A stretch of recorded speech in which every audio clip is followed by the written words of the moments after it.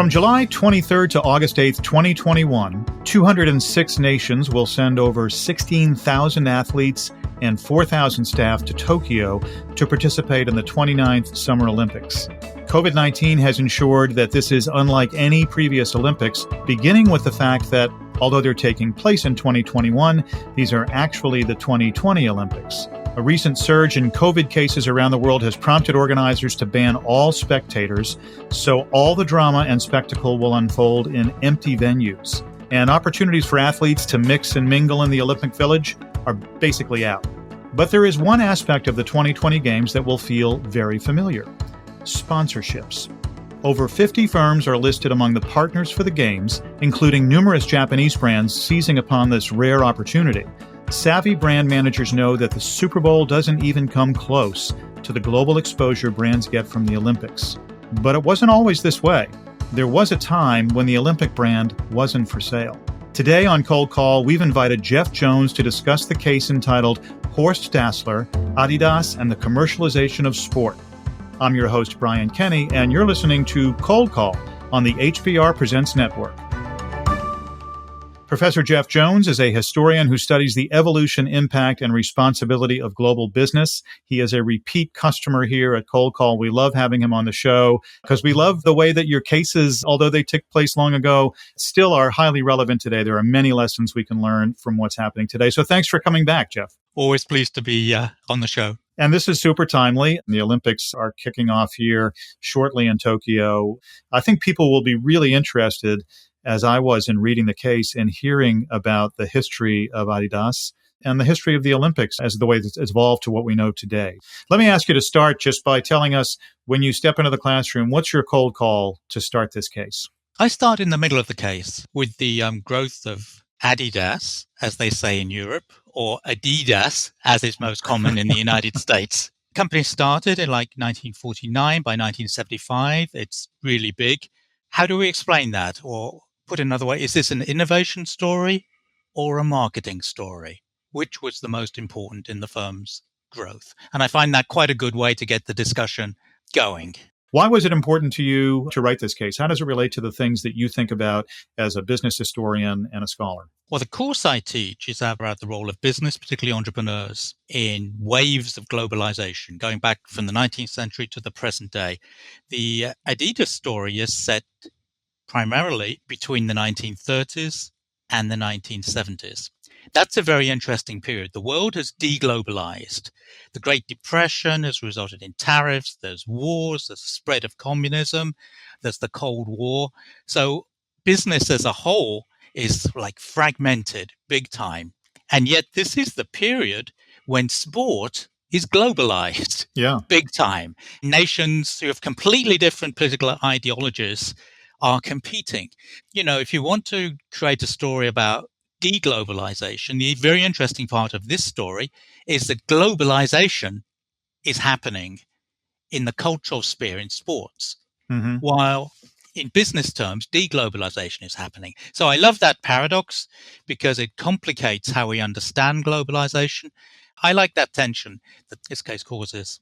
Very, very interesting. You do a great job in the case of describing the rise of organized sports and the Olympics. Can you just describe a little bit of that to us?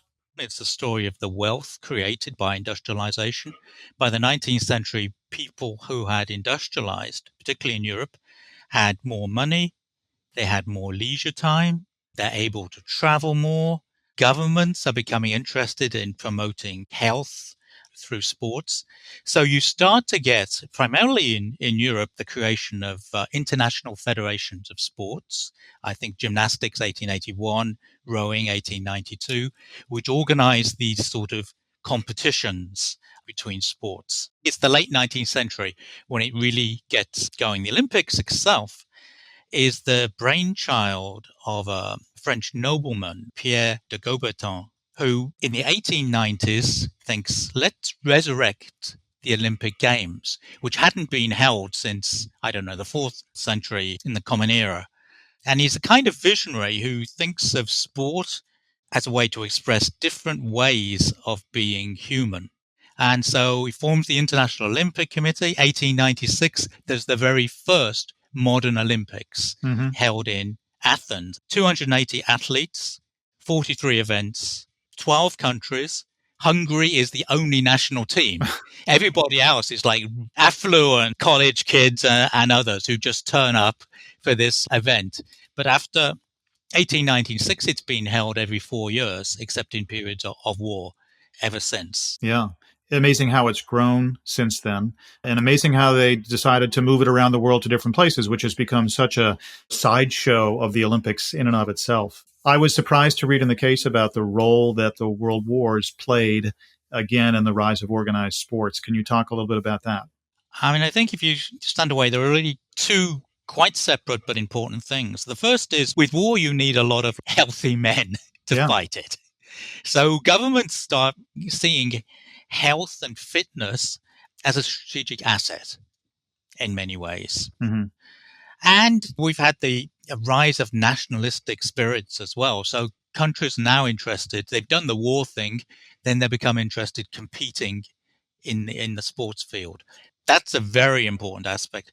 The second, for me, very important aspect is that these international associations move to so-called neutral countries, particularly Switzerland. FIFA, for example, the soccer association, Mm-hmm. had been established in France. It moves to Switzerland. So do all of the others. For these associations, the good thing about Switzerland was a high degree of banking secrecy and a total lack of transparency.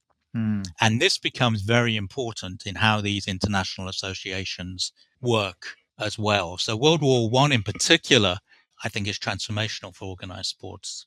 Let's talk about the origins of Adidas. The case obviously goes into great detail around how it started and the relationship between the two brothers and how that unfolded over time. It reads like a novel, I think, in some ways. Really interesting stuff. Yes, I mean, the Dassler family, they're the ultimate dysfunctional family. The brothers hate each other, the sons hate the fathers. I mean, it's extraordinary that out of this total dysfunction, you get a very innovative business. Well, the whole story begins with Adi and Rudi Dassler, the two brothers. 1920, they set up a small shoe factory in Bavaria. They build a business really supplying the local sports clubs that had come on with soccer shoes and other pieces of equipment. And they exist together as a unified firm until they break up after Mm. the end of World War II. And then Adi sets up Adidas and Rudy sets up Puma, Yeah. located at the other end of the same city, Amazing. with disastrous relationships between the employees of both companies. So that's the formal beginning of Adidas. But much of the business had already started right Mm-hmm. in the interwar years, serving, as I said, sports clubs. Then they get a big boost in the 36 Olympics. Yeah. And they were both members of the Nazi Party, and they used their business interests in a way to work with the Nazis. They benefit enormously from the Nazis' sports interests. By the end of the war, they're entirely making boots for the army and using forced labor. And it's really at the end of the war, it's very unpleasant when both brothers denounce the other brother to the Allies as being more pro-Nazi and responsible for this level of engagement. And that's what finally breaks up the relationship between the two. Rudy goes to jail for longer than Adi does as a result of this Nazi exposure. Let's talk a little bit about the way that they started to engage with athletes. And I'm thinking, the Jesse Owens piece of this is really interesting. Can you just describe sort of how they began to woo athletes and what did they do that was so innovative with their footwear? They're beginning very modestly as shoemakers. So they are like craftsmen. And so you don't have like a amazing innovation. What they do is work with athletes and the people in the sports clubs and others, and slowly, slowly, slowly improve their products. Mm-hmm. I think that's the secret of what they're doing, close to the athletes. And that's how they come across, it seems, Jesse Owens in the 1936 Olympics. They seem to be wandering around the sports field, talking to athletes about what they want. But it's more than that, of course, because all of the sports associations, including the Olympics, have strict amateur rules. So there can be no sponsorship or everything else. Mm-hmm. So the Dasslers are also wandering around giving people their shoes because they want people to wear their shoes. And they had, partly because of this prohibition against advertising, their shoes in the Interwarriors had 2 stripes Uh-huh. on it. So it was visible as their product without saying it's their product. Quite a smart marketing innovation. And then what happens after they split up, right, is Adidas has now 3 stripes. Yeah. But it's very visible who it belongs to. So it's not just good and useful shoes. They really work on the visibility of the shoe. Maybe we can move on to the next generation of leadership at Adidas. A lot of the case deals with Horst Dassler when he took over the business. You could maybe describe a little bit about how that came to be. And Horst is a really interesting character in the case. Yeah, Horst is the son of Adi, with whom he has a deteriorating relationship. Hmm. He also has a deteriorating bad relationship with the son of Rudy Dassler. Maybe Adi was the tough one to get along with. Yeah. So he gets his start when he's sent off to the 56 Melbourne Olympics. Mm-hmm. And he's sent off because he can speak better English than other members of the family. So that's what gets him off. He's an interesting guy. He's a workaholic. He's fascinated with sports. He played sports when he was a kid. He's very awkward in public and very charismatic in private meetings. Very, very ambitious and totally paranoid. He hides businesses from his family. As the relationships deteriorate, so a branch of Adidas is set up in France, which he runs. And that starts to compete with Adidas in Germany. And although the family should have had full access to everything, we know they hid the books of the business. They hid what he was doing. So you mentioned that Horst was paranoid, obviously about the family. I'm wondering, how did he feel as Nike emerged on the scene?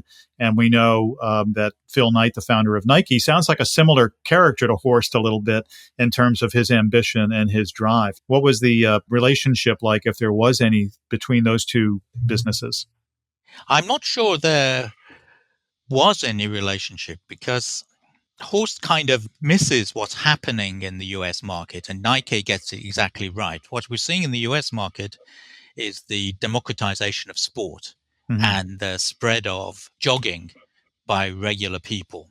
Adidas remains focused on high-end, high-skill products.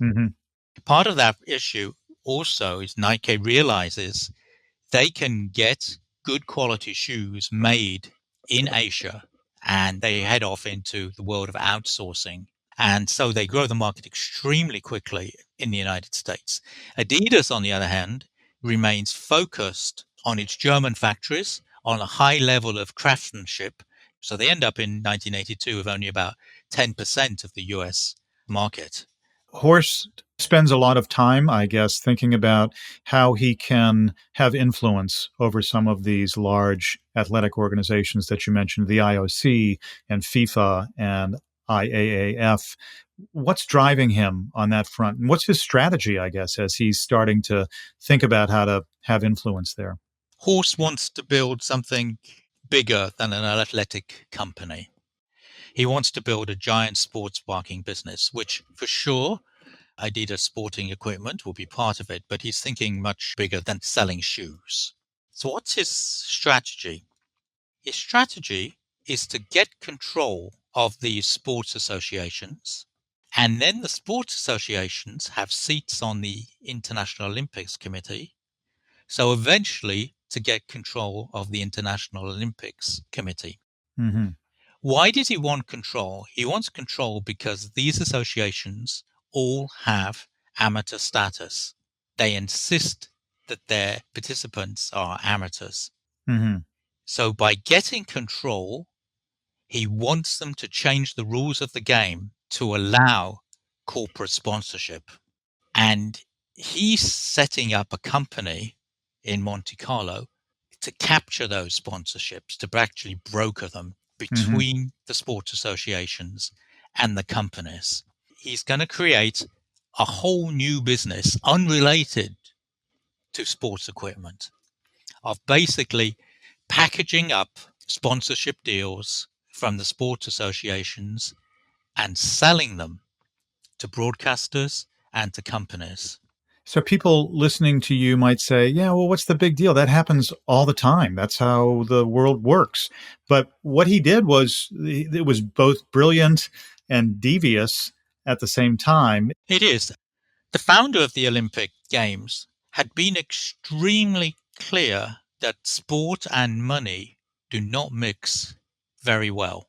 So he prized the ideals of amateur sport, and that was very strong in the Olympic tradition because they were afraid of what the consequences would be. And that remains extremely strong. For example, FIFA, it's extremely strong until 1974. And the last head of FIFA, an English guy called Stanley Roos, was absolutely into amateur sports. He refused any sort of corporate sponsorship. So Horst's first move is to get rid of him and replaces him by a Brazilian guy, João Havelange.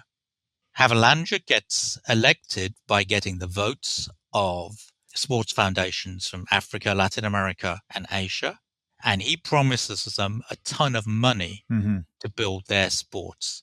Then Dassler's job was to raise the money to do that. Yeah. And they do that by setting up this sort of sports marketing company in Monte Carlo, which starts off by paying FIFA for World Cup sponsorship, repackaging it, and then selling it off to broadcasters and companies. And that becomes like the standard practice of what they're doing, with Horst in the middle of the whole thing. Is it underhand? Yes, he's using all sorts of tactics to take control of these sporting associations. He's putting his own people in, like Sepp Blatter, who then goes on to head FIFA. Some people might say he's a visionary. What he did is kind of amazing, the way he pieced all this together. Yeah. I think if I think of the class discussions with MBAs, there's that kind of discussion in the classroom. There's a group of people saying that the guy's an absolute visionary. Because I think in the case it says, I think there's a quote from the FIFA guy saying, amateur sports has got absolutely no money at all. And what he's doing is creating buckets of money for all sorts of sports. And that can be deployed in building sports capabilities in emerging markets, youth sports, just a different world. Now, the other half of the class will say, hang on, here's this guy operating in the shadows, using every sort of tactic to take over associations, manipulate events. He's operating out of Switzerland, out of Monte Carlo, where there's absolutely no regulatory oversight at all on what the guy is doing. I think there's a huge tension between the visionary who's a transformational figure and the kind of seedy guy who's basically introducing what the founders of the Olympic movement most feared, which was money and getting involved in sport and corrupting what they saw as the high Olympic ideals. There is certainly a fair amount of cynicism around the sports marketing world and the way that athletes are represented and the way that brands align with athletes. We've seen some brands actually suffer from having done that. If you think about Nike and Tiger Woods and, his amazing fall from grace. I'm wondering, as you think about Adidas and a firm, every firm has core values that they aspire to uphold. If you're looking back at the origins of a company like Adidas, where so much of the success seems to have come as a result of activity that was, questionable, I guess, in terms of its ethics, how do you think about figures like Horst and Adi in history? How will we remember them?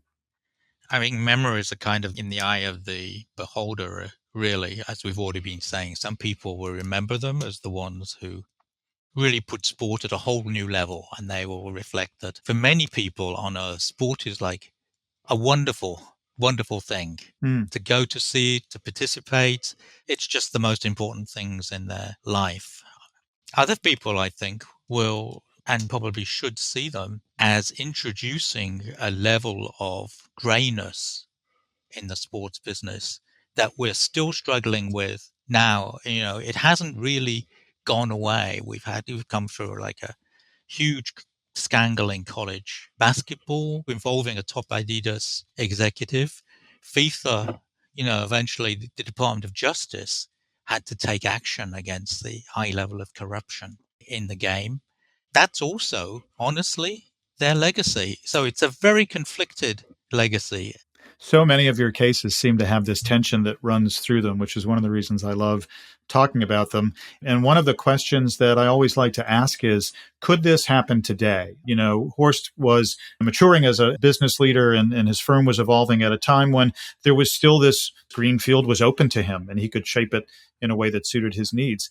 Is that still possible today in other areas? Yeah, absolutely. And probably involve not following what the established rules were as well. Mm-hmm. Which some people would say is innovation. Again, there's that tension. The whole conflict comes back up. Well, he's innovating. He's doing something different than everybody else has done. I have a strong ethical belief that innovation must have an ethical core to it. We think now what happens in sport was inevitable. Of course, the sponsorship and everything else. Maybe there were other paths, but they have been lost. Now, what we do know, there are individual actions. Horst Dassler was appointing particular people to particular associations who took particular decisions. We do know there's not just some silent kind of like an inevitable rolling on. Maybe the other path would have been different. Maybe governments would have taken on more funding of sports, relieving some of the commercial pressures. We'll never know.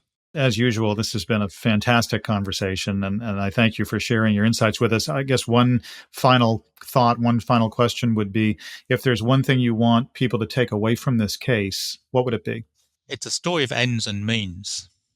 You could say that the ends of bringing money into sport were, in the last resort, desirable. The means of which it's done were clearly not desirable. How do we think about that? In many cases, including this one, there's rarely a good answer, but I think it's a question we ought to ask ourselves. What kind of means are you prepared to live with to get a desirable end? A great and timeless lesson. Geoff Jones, thanks so much for joining us on Cold Call. Cheers. If you enjoy Cold Call, you should check out our other podcasts from Harvard Business School, including After Hours, Skydeck, and Managing the Future of Work. Find them on Apple Podcasts or wherever you listen. Thanks again for joining us. I'm your host, Brian Kenny, and you've been listening to Cold Call, an official podcast of Harvard Business School brought to you by the HBR Presents Network.